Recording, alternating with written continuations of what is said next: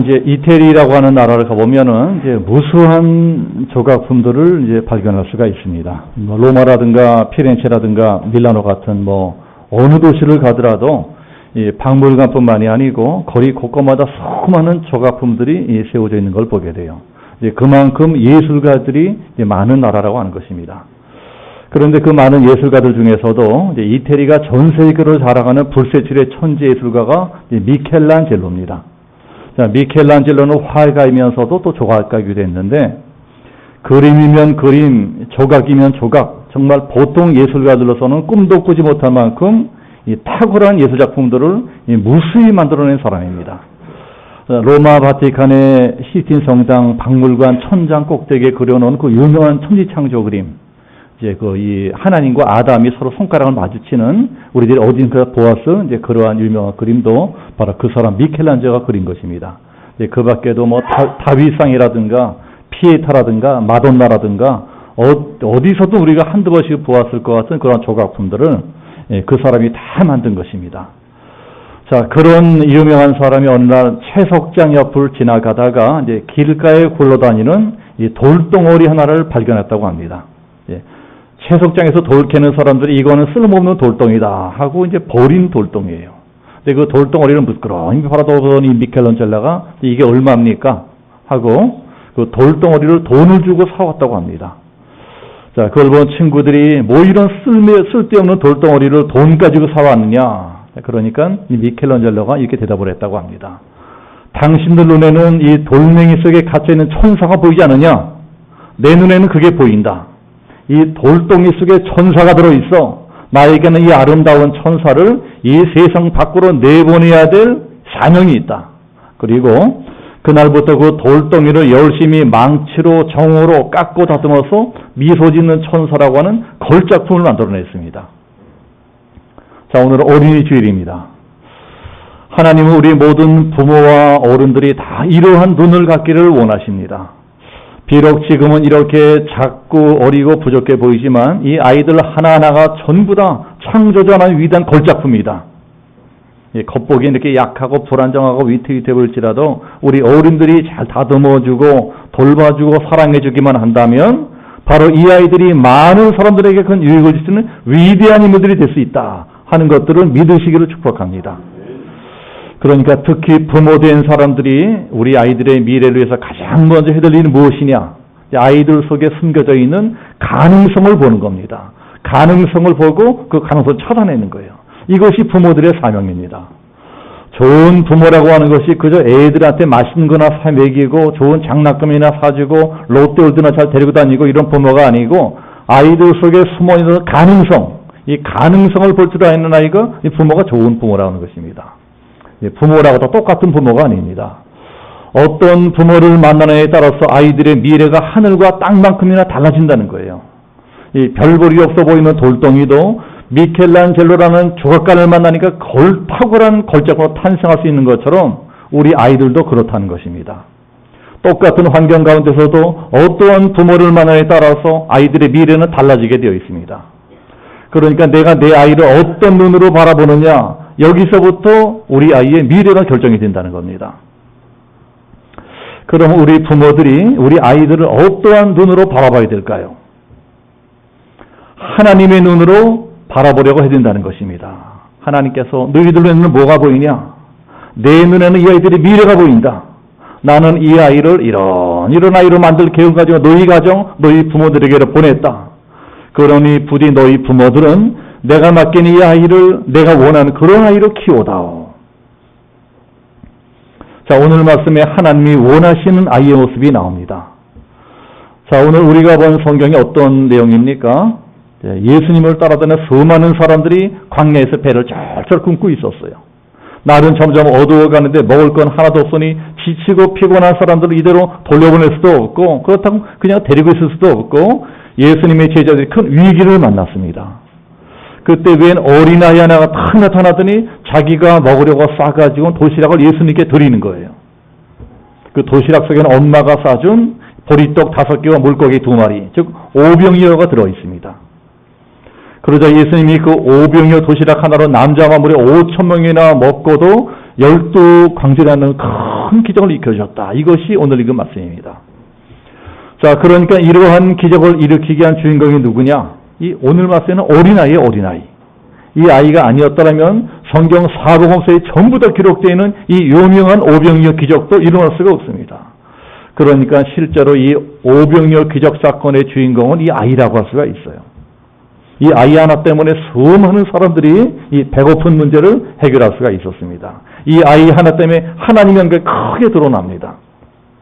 그러니까는 네 아이도 한번 이렇게 키워봐라. 이런 기적의 아기를 한번 키워봐라. 그리고 하나님께서 우리 모든 부모들에게 사명을 주셨습니다. 네 아이가 장차 자라나서 수많은 사람들을 도와주고 나눠주고 베풀어주고 하나님의 영광을 크게 드러날 수 있는 기적의 주인공으로 한번 양육해봐라. 그래서 우리 모든 부모들이 잘해야 된다는 것입니다. 우리 아이를 그는 훌륭한 사람으로 잘 키우고 싶으면 내 아이뿐만이 아니고 다른 아이들에게도 좋은 영향을 끼치는 그러한 부모들이 되고 그런 어른들이 되어야 됩니다. 우리 아이가 훌륭한 아이로 자라나려면 그저 나 하나만 잘한다고 되는 게 아니에요. 내 아이 옆에 있는 모든 어른들이 다 잘해야 되는 것입니다. 내가 아무리 우리 아이를 잘 키우고 싶어도 옆에서 자꾸 나쁜 영향을 주는 사람이 있다면 당연히 우리 아이도 그런 나쁜 영향을 받을 수밖에 없습니다. 그래서 결국 우리 어른들 모두가 자라나는 아이들을 위해서 좋은 모델들이 되어지는 얘기인데 이게 참 쉬운 일이 아닙니다. 사는 세상에는 별의별 사람들이 다 있기 때문에 좋은 모델이 되어지는 사람도 있고 그렇지 못한 사람도 있을 수가 있어요. 자, 오늘 성경도 마찬가지입니다. 오늘 성경에도 여러 종류의 사람들이 나오는데 이 말씀 보면서 나는 과연 어떤 모델일까? 나는 과연 어떤 모델일까? 나는 과연 우리 아이들에게 좋은 영향을 끼치는 모델인가? 나쁜 영향을 끼치는 모델인가? 하는 것들을 이제 생각해 볼 필요가 있습니다. 자, 먼저 오늘 우리가 읽은 성경에는 빌립이라는 사람이 나오지 않습니까? 빌립. 자, 빌립이라는 사람이 누구냐? 이제 이 사람은 예수님의 제자입니다. 그러니까 요새로 치자면은 이제 우리 같이 교회를 잘 다니는 부모고 예수 믿는 어른이라고 할 수가 있어요. 자, 그렇기는 한데 어째 오늘 말씀을 잘 보면 이 사람 빌립은 별로 본받을 게 많지 않은 그런 어른들의 모델로 나옵니다. 사람이 별로 본받을 게 없어. 오늘 이 자리에도 빌립 같은 부모가 있을 수가 있고 빌립 같은 어른들이 있을 수가 있습니다. 그렇다면 오늘 성경에 나오는 빌립이라는 사람은 어떤 사람이냐? 이 사람 뭐가 문제냐? 자, 우리 5절, 6절, 7절 같이 한번 합독해 보겠습니다. 자, 5절부터 시작해 다 같이 시작. 예수께서 눈을 들어 큰 무리가 자기에게로 오는 것을 보시고 빌립에게 이르시되 우리가 어디서 떡을 사서 이 사람들로 먹게 하겠느냐 하시니 이렇게 말씀하심은 친히 어떻게 하실지를 아시고 빌립을 시험하고자 하심이라. 빌립이 대답하되 각 사람으로 조금씩 받게 할지라도 200데나리온의 떡이 부족하리이다. 사람들이 이제 먹을 게 없어서 이제 절절 배를 골고 있습니다. 그래 예수님께서 빌립한테 빌립아 이럴 때는 어떻게 하면 좋겠느냐, 어떻게 사람들을 먹일 수가 있겠느냐 이제 물어보시는 거예요. 그러니까 빌립의 믿음을 이 테스트해 보시는 것입니다. 자, 그러니까 빌립이 뭐라고 대답하는 거 아니? 각 사람으로 조금씩 받게 할지라도 200데나리온의 떡이 부족하리이다. 이렇게 대답을 합니다. 자, 이 사람이 말하는 것을 보면 적어도 두 가지를 알 수가 있는데, 자, 이 사람 성격은 어떤 사람이냐? 첫 번째, 아주 소극적인 성격이고, 두 번째는 아주 부정적인 성격이라는 것입니다. 예수님이 한마디를 물어보시는데 두 마디나 부정적인 대답을 합니다. 자, 뭐라고 합니까? 조금씩 받게 할지라도 200데나리온의 떡이 부족하대. 그러니까 조금씩 받게 할지라도 사람이 너무 소극적이라는 거예요. 같은 걸 봐도 작은 것, 이 작은 것밖에 못 봐요. 그래서 뭐라 그럽니까? 200데나리온의 떡이 부족하리이다. 이 또 사람이 아주 부정적이고 비관적입니다. 아무리 어려워도 아직 나한테 남아있는 것이 있고 내가 할 수 있는 일이 그럴 터인데 그런 걸 찾아보려고 하기보다는 늘 부족한 것, 없는 것만 생각을 합니다. 그러니까 이러한 성격을 갖고 있는 사람은 큰 일을 할 수가 없어요. 늘 나는 뭐가 부족하고 나는 뭐가 부족하고 나는 뭐가 안 되고 뭐가 안 되고 뭐가 없어서 안 되고 맨 안 된다는 핑계만 댑니다. 네, 그러다 보니 입에서 나오는 말도 아주 부정적인 말입니다. 같은 말이라도 조금씩 먹게 할지라도 200데나리온도 부족합니다. 이렇게 말하기보다는 배불리 먹게 하려면 200데나리온이 필요합니다. 이러면 더 좋을 텐데 이 사람은 그렇게 말하지 않아요. 아이고 그건 어림도 없습니다. 조금씩 부족합니다. 부족해요. 항상 조금이고 항상 부족해요. 또 빌립이라는 사람은 뭐가 문제인고 하니 이 사람은 어떤 고정관념에 사로잡혀 고정관념. 한마디로 앞뒤가 꽉꽉 막힌 사람입니다. 자기가 경험한 것, 자기 눈에 보이는 것, 자기 머리로 이해되는 것 말고는 아예 생각을 안 하려고 해요. 항상 고구멍에 고털박는 사람입니다. 이거는 이래서 안 되고 저거는 저래서 안 되고 사람이 생각에 맨 안 되는 것밖에 없어요. 그런 예수님에서 똑같이 말을 합니다. 예수님 한번 생각해 보십시오. 이게 어디 될 일입니까? 먹을 사람들은 지천이고 우리는 가진 돈도 없습니다. 돈이 있다고 한들 이 광야에서 어디서 이 많은 사람들을 먹일 수가 있겠습니까? 이 말은 맞는 말이에요. 이 말은 이치에 맞는 말이지만 이러한 생각을 하고 사는 사람들은 죽었다 깨어나도 모르는 게 있습니다. 하나님의 일은 믿음으로 하는 것이다. 하나님의 일은 아멘 하고 믿음으로 앞장서는 사람을 통해 이루어진다는 것입니다. 그러니까 빌립이라는 사람은 지금 예수님을 따라다니고는 있지만 아직까지 완전히 예수님을 믿지는 못하고 있는 사람이에요. 지금 우리가 이러한 처지인데 예수님이 뭐 뾰족한 수가 있겠느냐? 교회 다니는 분들 중에도 그런 분들이 많이 계십니다. 교회를 다니기는 다니는데 어떻게 내 눈에는 안 되는 것들, 못하는 것들, 없는 것들, 부족한 거 보입니다. 여러분 교회 다닌다고 다 복받는 것 아니고요. 예수 믿는다고 다 형통하게 되는 것 아닙니다. 예수 똑바로 믿지 못하면 절대로 큰일도 쏘고 복도 받지는 못합니다. 이렇게 이제 빌립이란 어른이 우리는 뭣도 없습니다. 맨 없는 타령만 하고 있는데 어디서 갑자기 어린아이가 탁 튀어나오더니 아니에요. 나한테는 도시락 하나가 있습니다. 하고 도시락 하나를 예수님께 바칩니다. 그게 오병이요. 즉 떡 5개, 물고기 2마리 들어있는 도시락이에요. 어린아이가 먹을 도시락에는 얼마나 조그만 도시락이겠어요. 많은 도시락. 먹을 사람은 수만 명인데 지금 예수님한테 주어진 것은 아주 작은 도시락 하나입니다. 그러니 생각하면 참 한심하지 않겠어요? 한심합니다. 그런데 예수님은 얘야 이거 누구 코에 붙이라 그런 거야? 너 나가서 먹어라. 이러지 않으시고 그 도시락을 받으신다는 거예요. 소중하게 받습니다. 그리고 그 아이로 주목해 보십니다.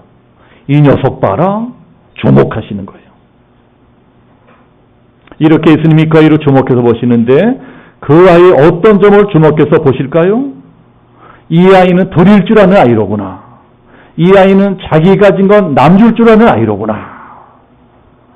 이제 아이들 자라나는 걸 잘 지켜보면은 어려서부터 자기 가진 걸 자꾸 남 주려고 하는 아이가 있고 반대로 남이 가진 걸 자꾸 뺏으려고 하는 애가 있어요. 그러면 예수님이 주목해서 보시는 아이가 어떤 아이일까요? 당연히 자기 가진 것을 남 줄 줄 아는 아이입니다.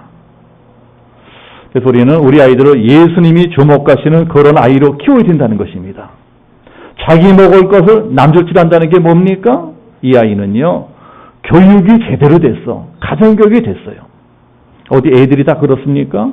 먹을 거 있으면 자기부터 들어가는 게 애들이에요. 특히 요새 애들이 얼마나 이기적입니까? 그죠? 자기밖에는 몰라요. 요새 애들 잘하는 것 보면은요. 우리나라의 미래 걱정이 됩니다. 우리 부모들이 잘못 길러서 그러는 거예요. 그런데 이 아이는 자기 갖고 있는 것을 남을 줄 줄 알아요. 자기 먹을 것을 남 줄 줄 아는 아이. 이게 바로 하나님이 원하시는 아이입니다. 자기 가진 거 남에게 베풀 줄 아는 아이, 자기 갖고 있는 거 남을 도울 줄 아는 아이. 이런 아이가 크게 될 수 있는 아이고 이런 아이가 하나님께 쓰임받을 수 있는 아이입니다. 그렇지 절대로 머리 좋고 공부 잘하는 아이가 아니라는 거예요. 오히려 남 줄 줄 모르면서 머리 좋고 똑똑하고 공부 잘하는 애는요. 장차 커서 큰 문제를 일으킬 가능성이 있어요. 요새 뇌물 사건으로 세상을 싣고 간 사람들이 어떤 사람들입니까? 다 어릴 적에 머리 좋고 똑똑하고 공부 잘한 사람들입니다. 그래서 출세도 하고 성공도 하고 그랬는데 그 좋은 머리 가지고 공부 열심히 해서 출세도 하고 성공도 하고 하긴 했는데 자기 가진 건 남 줄 줄을 모르고 남 가진 거 뺏으려고 공짜로 먹으려고 이래서 세상이 시끄러운 것입니다. 그렇기 때문에 우리는 우리 아이들을 남 줄 줄 아니로 길러준다는 겁니다. 하나님이 찾고 계신 아이가 이런 아이예요. 공부를 해도 그냥 나 하나 잘 되겠다고 하는 것이 아니라 내가 공부 많이 해서 다른 사람도 도와주려고 사업을 해서 돈을 벌어 나 하나 잘 먹고 살았더니 내가 돈 많이 벌어서 어려운 사람 도와주겠다고. 정치라는 것도 의사를 하는 것도 공무원 되는 것도 이러한 마음을 가지고 한다면 그런 사람 언제고 훌륭한 사람이 될 수가 있습니다. 우리 아이들을 그런 아이로 길러야 된다는 거예요. 그래서 자기밖에 모르고 나 하나밖에 모르고 자기만 해달라고 하고 이렇게 이기적으로 자란 아이들은 절대로 남을 위해 살 수도 없고 하나님에서 크게 쓰임받을 수도 없습니다. 이렇게 자기 가진 걸 남 줄 줄 알고 하나님께 드릴 줄 아는 이 아이를 보고 예수님이 감동을 받으시는 거예요. 감동을 받고 기적을 일으켜 주시는데 어떤 기적을 일으켜 주십니까? 경제적인 기적을 일으켜 주세요. 예수님이 이제까지 병도 고쳐주시고 귀신도 쫓아주시고 하면서 수많은 기적을 일으켜주셨지만 이번에 일으키시는 기적은 좀 특별한 기적입니다. 어떤 기적이요? 경제적인 기적. 그러니까 사람들이 먹고 사는 문제를 해결해 주시는 기적입니다. 그런데 이러한 기적이 언제 일어나느냐? 내가 가진 걸 먼저 하나님께 드릴 때 일어난다는 거예요. 만약에 이거를 아까워서 어떻게 드리냐 하고 그냥 움켜쥐고만 있다면 아무 기적도 일어나지 않습니다. 만약에 이 아이가 이건 우리 엄마가 나 먹으라고 쌓인 도시락인데 이걸 어떻게 다른 사람 먹으라 줄 수 있나? 싫다 싫어. 이러면 오병의 기적은 없습니다. 그러나 이 아이는 자기 걸 예수님께 드렸어요. 이거 예수님 받으셨습니다. 그리고 그 도시락 하나를 들고 그 많은 사람들을 먹이겠다고 사람들을 다 자리에 앉게 합니다. 얘들아 이제부터 밥 먹을 테니까 식사 시간에 10명씩 20명씩 풀밭에 둥그렇게 둘러앉아라. 그런 다음에 우리가 밥 먹을 때 하는 것처럼 도시락 하나 들고 식사 기도를 하십니다. 그런데 이 도시락 하나로 먹어야 될 사람 몇 명인가요? 남자 장정만 5,000명이라고 하니까 여자들 어린아이 다 합치면 아마도 한 2만 명이라는 대군중이었어요. 2만 명. 그러한 2만 명 대군중에서 도시락 하나 들고 감사 기도를 드립니다. 식사 기도라는 거예요. 하나님, 오늘도 우리 2만 명에게 일용할 양 주여 감사합니다. 이제 제가 이 장면을 상상해 보니까요, 이거 지금 엄청난 장면입니다. 기도 안 차는 장면인 거예요. 그러니 보는 사람들이 얼마나 조마조마했겠어요? 예수님이 정신이 나가셨네. 저거 저 어떻게 책임지려고 그러시나? 그런데 이렇게 식사 기도를 하고 나서는 얘들아 다 이리 오너라. 그리고 제자들에게 이리 와서 사람들에게 먹을 걸 나눠주라고 그랬어요. 뭘 가지고요? 도시락 하나 들고. 말도 안 되는 소리예요. 그래도 예수님이 부르는데 안 올 수가 있습니까? 제자들이 오물쭈물 다가오니까 오는 대로 떡이랑 상사 팍툭 띄워주는 거예요. 팍툭 띄워줍니다. 그런데 이게 웬일입니까? 띄워주는데 또 생겼어. 띄워주니까 또 생겼어. 띄워주니까 또 있고 띄워주니까 또 있고 띄워주니까 또 생기고 끝도 생겨나는. 여러분, 이런 게 바로 하나님이 주시는 복이라는 것을 믿으시기를 축복합니다. 하나님이 주시는 복이 어떤 것이냐? 내가 막 퍼줘도 베풀어줘도 나눠줘도 끝없이 또 생겨납니다. 내가 퍼지면 망해야 되는데 더 생겨나는 거예요. 이게 복이라는 거예요. 움켜쥐면 없어집니다. 그러니까 제자들은 이게 뭐 어떻게 돌아가시도 모르고 아무튼 눈앞에 자꾸 먹을 게 생기니까는 먹을 것 퍼 날려나가 이리 뛰고 저리 뛰고 정신이 없어요. 그러다 나중에 2만 명이 넘는 대군중이 배불리 다 먹고 난 다음에 이야, 기똥찬 기적이 일어났구나. 엄청난 기적이다. 이걸 깨닫게 됩니다. 세상에 이러한 기적이 어디 있냐? 이걸 깨닫게 되는 거예요. 기적 중의 기적이다. 그러니 그 어린아이도 그 기적을 생생히 지켜봤을 거예요. 세상에 내가 드린 도시락 하나로 엄청난 기적이 일어났네. 내가 드린 도시락 하나로 저 많은 사람이 다 먹고도 12광주리가 남았네. 하고 이 아이는 아마도 그날 본 이 신기한 광경을 평생 잊지 못했을 것입니다. 그러나 자기 건 하나 더 드리지 않고 그냥 앉아서 공짜로 얻어먹은 사람들은 그런 거 금방 다 까먹어버립니다. 그래 이 사람들이 이렇게 얻어먹은 사람들이 얼마 있다가 또 배가 고파지니까는 뭐 먹고 사나 어떻게 사나 하고 얼마 전에 이런 기적사는 까맣게 잊어버리고 뭐 먹고 사나 어떻게 사나 걱정하는 게 성경에 나와요. 공짜로 얻어먹은 사람들은 세상이 뒤집어지는 기적을 체험해도 금방 까먹게 돼 있습니다. 그래서 아무것도 하지 않고 그저 공짜 축복이나 바라는 사람은 절대로 믿음도 커지지 못하고 기적도 체험하지 못합니다. 그러나 자기가 가지고 있는 유일한 걸 바친 이 아이는 그날의 기적의 체험을 평생을 잊지 못해요. 이 아이가 나중에 어떻게 됐을까요? 전설에 따르면 초대교회의 유명한 지도자가 되었답니다. 모든 사람들에게 존경을 받는 성자가 되었대요. 성자.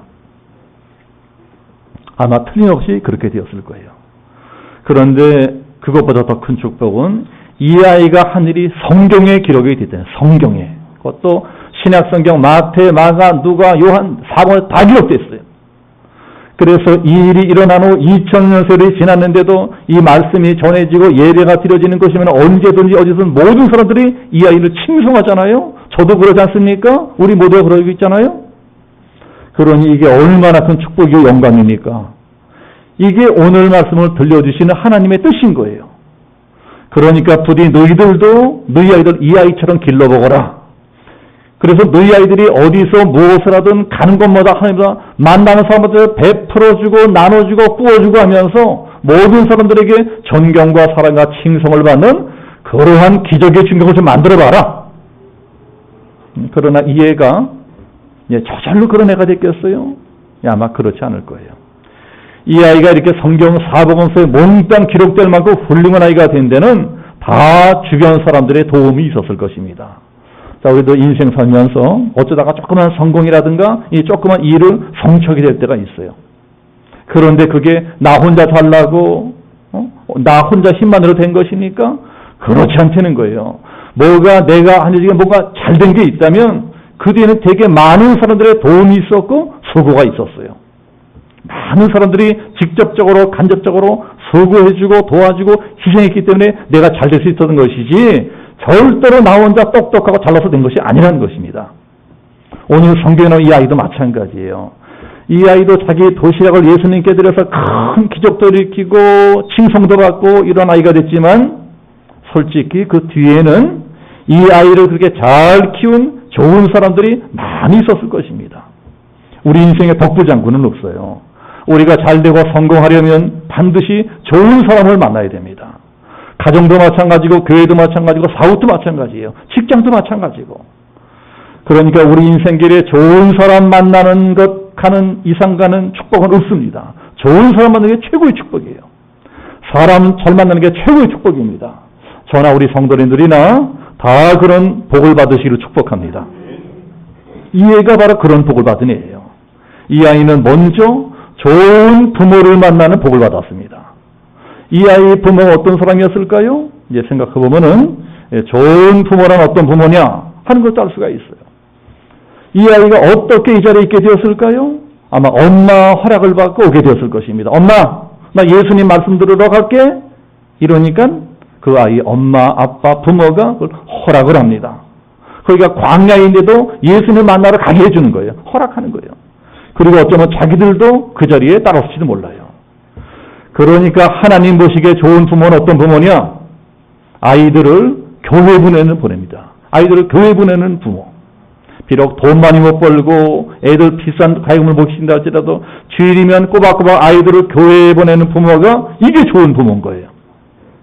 어떻게든 교회 보내서 하나님 말씀을 듣게 됩니다. 다른 걸 아무리 잘해줘도 그런 걸 안 하면 그게 나쁜 부모고 아이들의 일생을 망칠 부모입니다. 그리고 그 부모가 이 아이에게 어떻게 해줬을까요? 정성껏 도시락을 싸줍니다. 물론 애들한테 먹을 것을 잘 챙겨주는 부모는 좋은 부모입니다. 요새 젊은 부모들은 애들이 하나님은 둘밖에 없으니까는 끔찍하게 잘해요, 애들한테. 그러나 하나님 보시기에 특히 더 좋은 부모가 있는데 그런 부모가 어떤 부모냐? 예수 믿는 일에, 교회 섬기는 일에 더 열심을 내라고 도시락 싸주는 부모입니다. 이런 부모가 최고의 부모고 축복받을 부모인 거예요. 그런 분들은 하나님이 반드시 축복하십니다. 그 아이 부모님들이 그렇게 정성껏 만들어진 도시락 하나가 큰 기적을 일으켰어요. 이게 어디 보통 도시락입니까? 예수 잘 믿으라고 사준 도시락인 거예요. 절대로 과외 공부 잘하라고 좋은 대학교 들어가라고 사준 도시락이 아니라는 거예요. 요새 우리나라 엄마들 교육열은 세계적입니다. 미국에서도 한국 엄마들하고 혀를 내두른대요. 세상에 애들 비싼 과외 공부 시키겠다고 파출부 다니고 아르바이트하고 정신이 없어요. 그러나 그 극성을 떨면서 학원 보내고 과외공부시키고 하는 것에 비해서는 솔직히 그 성과는 극히 미미합니다. 뭐 부모 기대대로 잘 된 애들은 극소수에 불과해요. 그리고 간혹 잘 되는 애들도 아주 싹수가 노란 놈들이 많아요. 성적이 좀 오르면 저 혼자 잘 나가게 된 줄 알아요. 좋은 대학교들하고 좋은 직장 들어가면 자기 똑똑하고 잘 나가게 된 줄 아는 것입니다. 자기가 그렇게 되기 위해서 그동안 부모님들이 얼마나 애쓰고 고생하셨나 이런 거 알아주는 건 별로 없습니다. 그래 기껏 다 키우고 나서는 내가 뭐하러 저런 놈 공부시킨다고 이 고생을 다 했나 가슴치고 후회하는 부모들이 엄청 많이 있습니다. 이게 왜 이렇게 됩니까? 영성이 없기 때문에. 영성이 없어. 이 교육이 만능인 것처럼 교육하고 떠들어야지만 교육만은 안 됩니다. 먼저 신앙교육이 먼저인 거예요. 하나님을 경외하면서 부모도 소중히 여길 줄 알고 이웃도 소중히 여길 줄 아는 믿음의 사람이 되어야지 하나님이 복 주십니다. 그런데 그런 아이를 만들기보다는 반질반질한 공부기계를 만들어 놓으니까 그 저주를 부모들이 다 거두는 것입니다. 교육만으로 안 된다는 거예요. 영성이 함께 가야 됩니다. 링컨 대통령의 뒤에는 그 어머니 영성이 있었어요. 영성. 그 어머니 숨은 기도가 있었고 그 어머니의 신앙교육이 있었습니다. 그게 위대한 링컨을 만든 1등 비결이에요. 자, 여기 어린아이들 기르시는 젊은 부모님들은 먼저 영성을 갖춘 부모님 되시기를 축복합니다. 애들한테 신앙교육을 시키는 게 먼저인 거예요. 그렇게 아이들이 신앙으로 잘 준비가 되면 그 다음에는 하나님이 알아서 다 복을 채워주십니다. 만약에 나는 지금 늦었다. 우리 애들은 다 컸버렸다. 이런 분들도 포기하지 말고 지금부터라도 우리 하나님께 아이들이 복받을 만한 믿음이 되게 해달라고 계속 엎드려 기도해야 되는 것입니다. 그러면 하나님 그 부모의 기도를 들으시고 이 축복의 문을 열어주실 것입니다. 또 이 아이에게는 이 부모 말고도 또 어떤 좋은 사람이 있었을까요? 8절에 보면은 안드레라고 하는 사람이 나옵니다. 안드레. 예수님의 또 다른 제자인 안드레가 이 아이를 예수님께로 데리고 옵니다. 자, 우리는 과연 누가 우리 아이에게 좋은 사람일까? 이것도 생각해 봐야 돼요. 누가 우리 아이에게 좋은 사람이냐? 우리 아이를 예수님께로 데리고 오는 사람이 좋은 사람입니다. 만약에 오늘 성경에 나오는 이 아이가 아무리 좋은 부모를 만나고 좋은 가정교육을 받고 좋은 학교를 받았다 할지라도 만약에 안드레를 만나지 못했다면 어떻게 됐을까요? 아무 기적도 일어나지 않아요. 안드레가 이 아이를 예수님께로 데리고 와서 오병이어 도시락을 드리게 합니다. 그러니까 요새로 치면은 교회에서 헌신하고 봉사하는 법을 가르쳐 주는 거예요. 자, 이러한 일을 하는 분들이 주로 어떤 분들입니까? 주일학교 교사들. 자, 우리 교회도 주일학교 교사분들이 계시지만 앞으로 더 많이 늘어야 될 것입니다. 그래서 우리 아이들이 좋은 선생님에게 자꾸 배워야 돼요. 특히 아이들 가르치는 엄마들은 주일학교 선생님이 자원하셔야 됩니다. 교회에서 내 아이 신앙은 내가 직접 가르치는 얼마나 큰 축복인지 몰라요. 이건 몰라서 안 하는 것입니다. 제가 예전에 종교개혁 성지를 찾아다니다가 네덜란드에도 간 적이 있었어요. 네덜란드가 비록 지금은 옛날 같지는 않지만 그래도 한때는 영국의 청교도들이 이상적인 모델로 삼을 정도로 아주 예수를 잘 믿는 기독교 국가였습니다. 그러나 그 나라 국민들이 살아야 되는 땅은 사람들이 살기에는 최악의 조건입니다. 이 해수면보다 이 땅이 낮아가지고 늘 바닷물이 범람해서 농사를 지으면 다 망치고 이런 땅이에요. 그래 살아남기 위해서는 둑을 쌓고 계속 바닷물과 싸워야 돼요. 네덜란드의 풍차가 발달한 것도 그런 이유 때문입니다. 풍차를 계속 돌려서 바닷물을 계속 퍼내지 않으면은 언제 어떻게 물 갖다 갈지 모르는 거예요. 이제 그건 네덜란드에서도 암스테르담도 마찬가지입니다. 암스테르담에도 도시 곳곳을 이 바닷물이 버무려진 둑으로 다 막아놨어요. 그런데 암스테르담 교회에서는 한 아이가 어느 학교에서 돌아오다가 이 뚝에 이 구멍이 뚫린 걸 보게 돼요. 뚝에 구멍이 뚫어져서 그 틈새는 물이 쫄쫄쫄쫄 흘러내리고 있는 것입니다. 그래서 빨리 저 구멍을 막지 않으면 큰일 나겠다. 그런데 보니까 주변에 아무도 없어요. 어른이 없어요. 그래서 어쩔 수 없이 이 아이가 자기 손가락을 집어넣어서 구멍을 틀어막았어요. 그런데 시간이 가니까 점점 그 구멍이 커지는 것입니다. 이번에 자기 주먹을 집어넣어요. 주먹을. 나중에 자기 팔을 다 집어넣습니다. 나중에는 온몸으로 그 구멍을, 온몸으로 구멍을 막습니다. 그 어린아이 하나가 자기 온몸으로 이 바닷물을 막고 있는 거예요.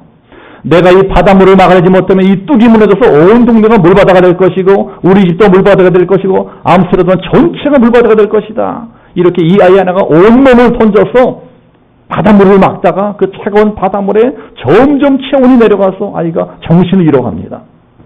그때서 어떤 사람이 지나가다 이걸 발견한 거예요. 그리고 사람들을 동원해서 급하게 뚝을 막고 아이를 구해냈지만 끝내 그 아이는 저체온증으로 이제 숨지고 맙니다. 죽었어요. 그 아이 이름이 한스 브링크입니다. 지금도 네덜란드 암스테르담에 가보면은 그 아이 동상이 서 있는 걸 볼 수가 있어요. 만약에 그 아이가 그렇게 자기 자신을 희생하지 않았더라면 결국은 뚝이 무너져서 온 시가지가 초토화되고 수많은 인명과 재산의 피해를 봤을 것입니다. 그런데 그 아이가 자기 하나 희생함으로 수많은 사람을 살려낸 것입니다. 어떻게 그 아이가 그런 행동을 할 수 있었을까요? 그러한 아이를 길러낼 수 있었던 게 네덜란드의 신앙교육입니다. 그게 네덜란드의 저력인 거예요. 어려서부터 철저하게 예수정신, 희생정신. 그래서 네덜란드가 그 척박한 환경 가운데서도 저만큼 자선 선진국을 만들 수 있었던 것입니다. 오늘 성경에 나오는 아이도 그런 아이예요. 자기도 배가 고프지만 자기 혼자 먹고 살겠다고 그러지 않고 자기 가진 걸 예수님께 드리는 거예요. 자기 가진 건 남 줄 줄도 알고 자기가 손해도 보고 자기가 희생하지 않는 이런 아이가 이 아이인 거예요. 이 아이. 아마 이 아이는 이때뿐만이 아니고 아마 그 전부터 그렇게 살았을 거예요. 자기보다 더 어려운 친구가 있으면 자기 먹을 걸 친구에 나눠주고 그랬을 것입니다. 그게 다 평소에 부모가 그러한 교육을 시켰으니까 그렇게 할 수 있는 것입니다. 그렇게 한 결과가 어떻게 되었습니까? 자기의 작은 헌신 하나로 수많은 사람이 실컷 먹고 남는 기적 역사가 일어났습니다. 그러니 우리도 우리 아이들에게 이러한 교육을 시켜야 된다는 거예요. 남을 돕기 위해서 자기가 손해볼 줄도 알고 희생할 줄도 아는 그런 아이를 길러야 됩니다. 그러지 않고 남이야 죽건 말건 그냥 나 하나만 하는 이기적인 애를 키운다면 그 부모는 언제고 반드시 나중에 땅을 치고 후회할 날이 다가올 것입니다. 부모가 온갖 정성을 다해서 애지중지 길러놨더니 나중에 다 커서는 자기만 잘난 줄 알고 남들은 다 개떡같이 합니다. 어디 남들만 개떡같이 합니까? 자기를 길러준 부모까지 개떡같이 하는 거예요. 그래서 부모가 늙고 병들면 일말의 양심의 가책도 없이 혼신짝거리도 유행을 갖다 버리는 그런 자녀가 얼마나 많습니까? 그런 사람들이 자기 부모에게만 그렇게 하겠어요? 그런 사람은 반드시 다른 사람에게도 피해를 끼치게 돼 있어요. 그런 사람이 더 잘못되면 사회에도 큰 피해를 끼치고 국가에도 큰 피해를 끼치게 됩니다. 지금 한참 뉴스에서 떠들어오는 사람들이 다 그런 사람들이 할 수 있어요. 그러니 우리가 우리 아이들을 잘 길러야 된다는 것입니다. 아무리 내 아이가 소중하다 해도 그저 내 아이만 위하면 안 된다는 거예요. 그렇게 아이들을 키우면 남이야 죽건 말건 자기 하나만 하는 이기적인 사람으로 자라납니다. 그러니 그런 아이를 만들어 놓고 나중에 땅을 치고 후회하기보다는 이제부터라도 자기 가진 것은 남 줄 줄 아는 또 남을 위해서 자기를 희생할 줄도 알고 손해볼 줄도 아는 예수님의 성품을 닮아가는 귀한 어린이들로 양육하게 되시기를 축복합니다. 자, 어린이 주일을 맞아서 자, 우리 아이를 우리 교회 다니는 모든 아이들을 이처럼 예수님이 축복하시는 기적의 어린이로 양육하자. 자, 결단하고 실천하시는 우리 모든 성도님 되시기를 예수님으로 축복하며 기도합니다. 함께 기도하겠습니다.